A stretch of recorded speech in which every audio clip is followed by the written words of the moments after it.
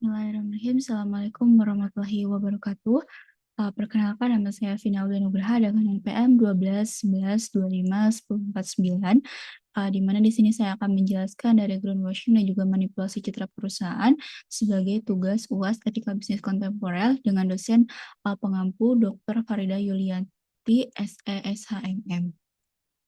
Di mana selanjutnya di sini latar belakang di mana perkembangan dari konsep sustainability mendorong perusahaan untuk tidak hanya mengejar keuntungan tetapi juga memperhatikan dampak sosial dan juga lingkungan, di mana banyak perusahaan menggunakan isu lingkungan sebagai strategi pemasaran namun tidak semuanya benar-benar menerapkan praktik bisnis yang berkelanjutan, di mana terdapat fakta kasus di mana PT Green Life menggunakan slogan 100% ramah lingkungan. Berinvestigasi menemukan lebih dari 80% limbah plastik tidak didaur ulang dan supplier mencemari lingkungan dan sustainability report tidak transparan. Kemudian selanjutnya dari rumusan masalah dan juga tujuan, di mana untuk rumusan masalah mengidentifikasi dari pelanggaran etika dengan tujuan mengetahui bentuk pelanggaran, kemudian analisis stakeholder teori untuk menilai pada stakeholder dampaknya, kemudian analisis triple bottom line atau TBL untuk menilai keberlanjutan, kemudian analisis environmental, sosial dan juga governance atau ESG untuk mengevaluasi dari aspek ESG dan analisis good corporate governance atau GCG untuk memberikan rekomendasi. Kemudian untuk landasan teorinya, di mana teori yang digunakan yaitu etika bisnis, greenwashing, kemudian stakeholder teori, triple bottom line, ESG, dan juga corporate governance, di mana keenam teori ini saling melengkapi untuk menjelaskan penyebab, dampak, dan solusi terhadap praktik greenwashing. Kemudian selanjutnya identifikasi dari pelanggaran, di mana pelanggaran itu berupa greenwashing, kemudian manipulasi dari sustainability report, kemudian menyesatkan konsumen, mengabaikan pencemaran lingkungan, dan CSR hanya sebagai pencitraan, dan tata kelola perusahaan yang lemah. Kemudian pelanggaran tersebut menunjukkan bahwa perusahaan tidak menerapkan prinsip kejujuran, transparansi, dan juga akuntabilitas sehingga menimbulkan kerugian bagi berbagai stakeholder.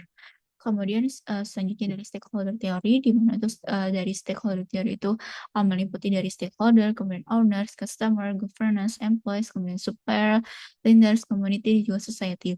Di mana misalkan dari investor untuk dampaknya bisa menarik dari investasi, kemudian konsumen bisa terjadi dampaknya itu berupa boykot dari pemerintah, bisa dampaknya itu berupa investigasi, dan masyarakat berupa pencemaran. Kemudian selanjutnya dari triple bottom line, di mana untuk triple bottom line itu terdiri dari tiga, yaitu people, social, profit sebagai finansial, dan juga planet sebagai environmental, di mana untuk profit yaitu keuntungan sementara, kemudian juga dari people, di mana konsumennya itu nanti akan dirugikan, dan dari planet terdapat lingkungan yang tercemar. Di mana pada kesimpulannya, perusahaan gagal menjaga keseimbangan antara keuntungan, kepentingan masyarakat, dan kelestarian lingkungan. Kemudian dari ESG, environmental, sosial, dan juga governance. Untuk environmental, limbah tidak dikelola, daur ulang rendah, supaya mencemari lingkungan. Kemudian dari sosial, kepercayaan publik yang turun, CSR tidak efektif, dan hubungan stakeholder memburuk. Kemudian dari governance, tata kelola lemah, laporan tidak transparan, dan juga pengawasan yang kurang. Kemudian selanjutnya dari corporate governance, di mana dari transparansi, di mana perusahaan tidak mengungkapkan kondisi lingkungan yang sebenarnya. Kemudian sustainability report hanya menampilkan informasi positif sehingga tidak mencerminkan kondisi operasional yang sesungguhnya. Kemudian dari accountability atau akuntabilitas, direksi dan juga manajemen tidak bertanggung jawab atas dampak pencemaran lingkungan maupun informasi yang menyesatkan kepada konsumen dan juga investor. Kemudian responsibility, yaitu tanggung jawab, di mana perusahaan gagal memenuhi tanggung jawab sosial dan lingkungan karena tidak mengelola limbah dengan baik serta tetap bekerja sama dengan supplier yang mencemari lingkungan. Kemudian independensi atau kemandirian, di mana pengambilan keputusan lebih dipengaruhi kepentingan meningkatkan citra dan keuntungan jangka pendek daripada prinsip tata kelola yang objektif dan juga etis. Kemudian fairness, kewajaran, dan kesetaraan, di mana stakeholder untuk memperoleh informasi yang jujur dan akurat tidak terpenuhi, sehingga konsumen, investor, dan masyarakat dirugikan.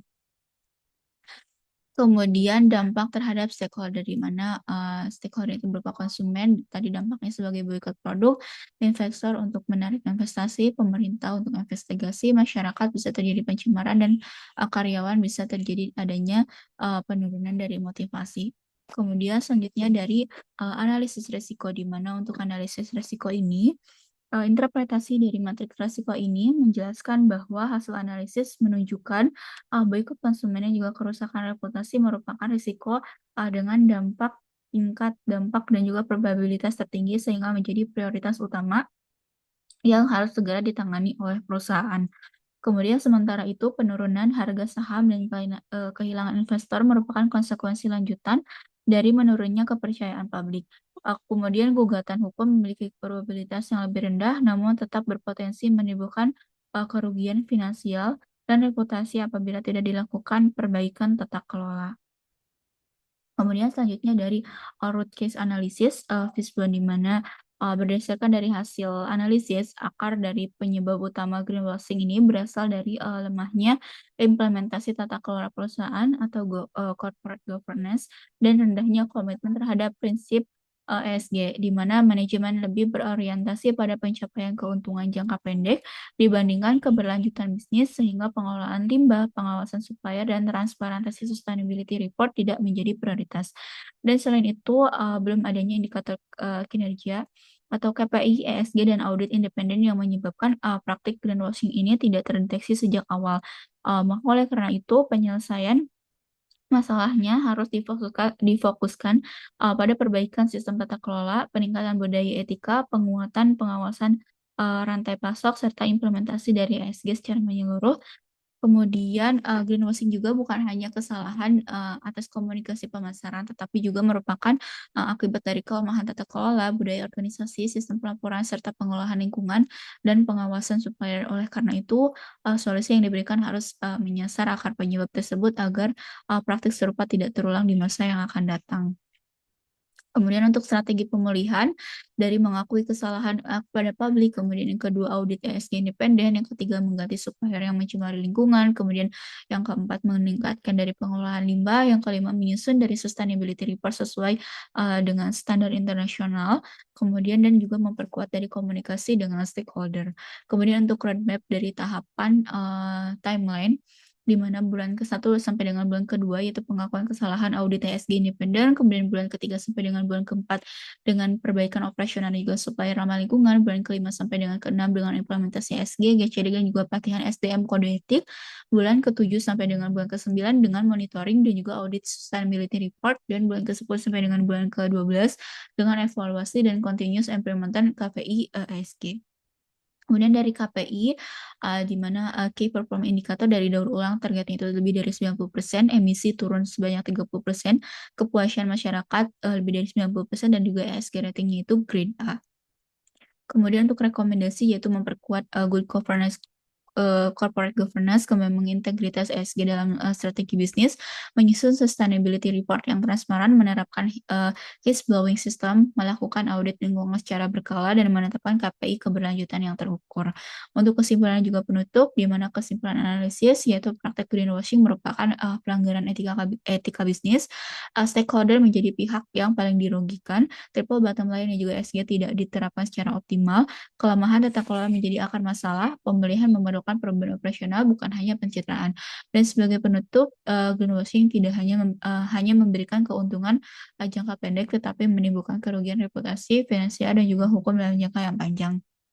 Maka oleh karena itu, penerapan dari, corporate governance, ESG, dan juga transparansi merupakan kunci untuk membangun kepercayaan stakeholder serta menjaga keberlanjutan, perusahaan. Mungkin cukup sekian yang bisa saya presentasikan, kurang lebihnya mohon maaf. Wassalamualaikum warahmatullahi wabarakatuh.